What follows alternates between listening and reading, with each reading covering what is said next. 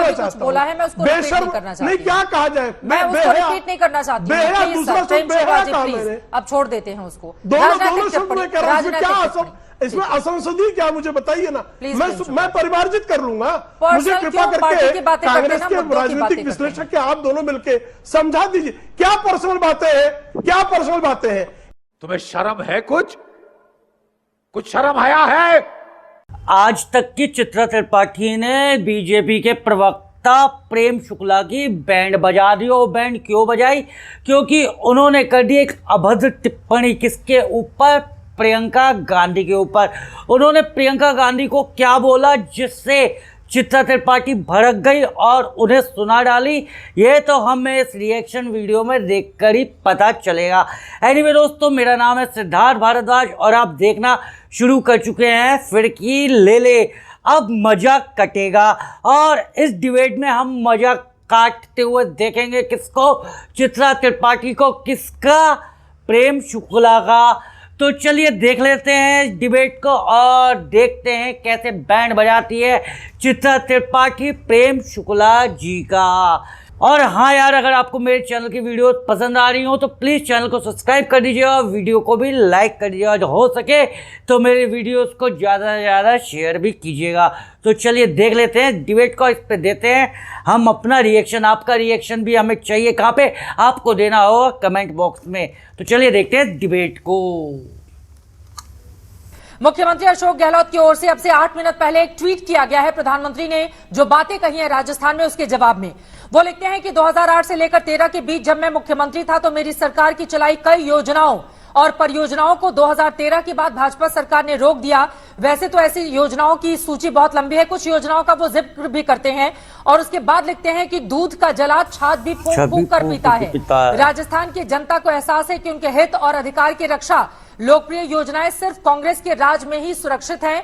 कांग्रेस का मतलब भरोसा। प्रेम शुक्ला जी, उन्होंने पलटवार किया है आप लोगों के आरोपों पर। आपका शो बहुत, उसका समय सीमित रह जाएगा। और कांग्रेस में श्रीमान अशोक गहलोत की सरकार में जिस तरह नारियों का उत्पीड़न हुआ है, जिस तरह से सांप्रदायिक तनाव हुए हैं, एक अल्पसंख्यक समुदाय के युवक को दो किसी से मोटरसाइकिल टकरा जाती है, उसके बाद जिस तरह से सांप्रदायिकता का नंगा नाच जयपुर की सड़कें अभी बीते सप्ताह ही देखती हैं, वो बता रहा है कि अशोक गहलोत की सरकार में किस तरह से वहां बहुसंख्यक समाज ही असुरक्षित है। वहां पर जिस तरह से कन्हैया लाल का गला काटा जाता है, जिस तरह से बलात्कार के मामलों में राजस्थान जो है सबसे टॉप पर है। और बेशर्मी की हद यह है कि शांति धारीवाल नाम के कांग्रेस के मंत्री वहां के सदन में बैठकर कहते हैं ये मर्दों का प्रदेश है। कांग्रेसियों की मर्दानगी बलात्कार में प्रकट होती है। इससे अधिक बीभत्स और बेशर्मी भरा जो बर्ताव है कोई सरकार कर सकती है क्या?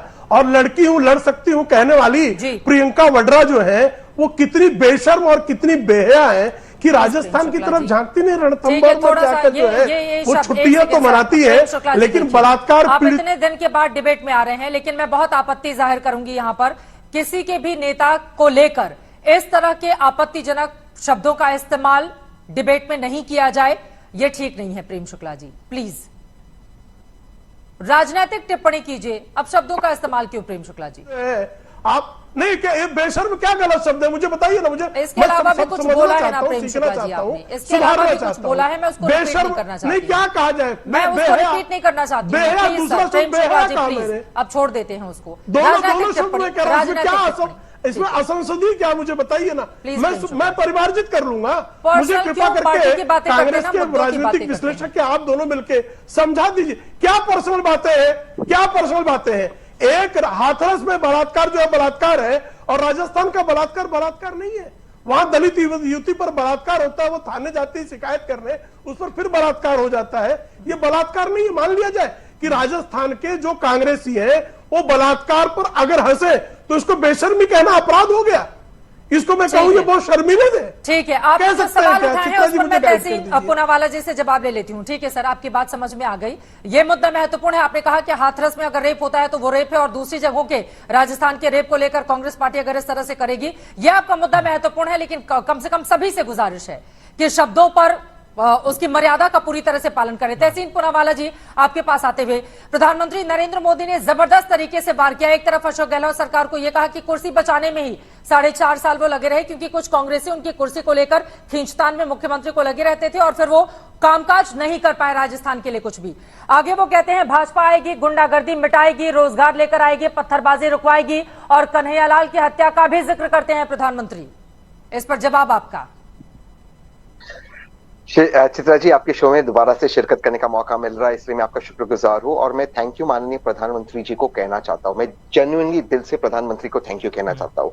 मैं मानता हूँ कि मैं बीजेपी विरोधी हूँ, तो कोई भी पार्टी जीते बीजेपी हारना चाहिए। मैं मानता हूँ इस वक्त राजस्थान और मध्य प्रदेश में कांग्रेस का सबसे अच्छा प्रचार अगर कोई कर रहे हैं, अगर कोई स्टार प्रचारक है कांग्रेस के लिए, वो हमारे वर्तमान प्रधानमंत्री नरेंद्र मोदी जी है। और वो जितना भाजपा की प्रचार करने की कोशिश करेंगे कांग्रेस के खिलाफ, उतना कांग्रेस जीतेगा, उतना हाथ मजबूत होगा और हाथ कमल को निकाल के उखाड़ कर फेंक देगा।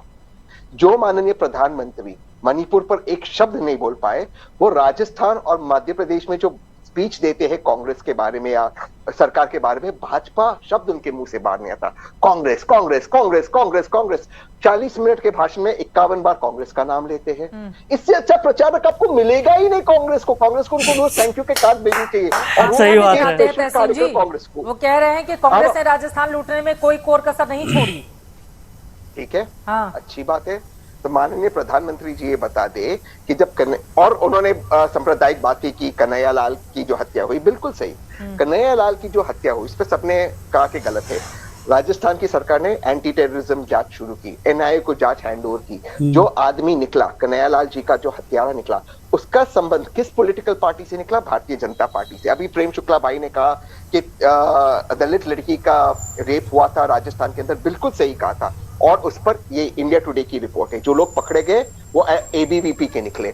ऐसा क्यों होता है कि जहां पर भी इस मुल्क में क्राइम होता है, भाजपा के लोग पाए जाते हैं? चाहे कश्मीर के अंदर हो, जो माननीय होम मिनिस्टर के साथ जिसने तस्वीर खिंचा है टेररिस्ट, वो भाजपा से संबंधित था। चाहे मध्य प्रदेश में जो ध्रुव पकड़ा गया आईएसआई के लिए जासूसी करते हुआ। तो भाई देखा आपने इस रिएक्शन वीडियो को, चित्रा त्रिपाठी ने कैसे शांत कर दिया प्रेम शुक्ला को।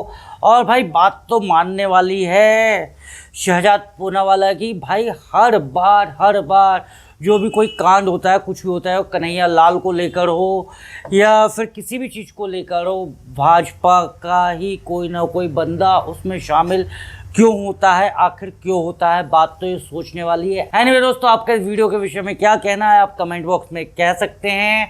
ये था मेरा रिएक्शन वीडियो। अब मुझे आप लोगों का रिएक्शन चाहिए। आप लोगों को रिएक्शन कहाँ पे करना है? आप लोगों को भी रिएक्शन करना है कमेंट बॉक्स में। मैं आपसे मिलता हूँ अगली वीडियो में। जय हिंद, जय भारत, भारत माता की जय, वंदे मातरम, जय श्री राम।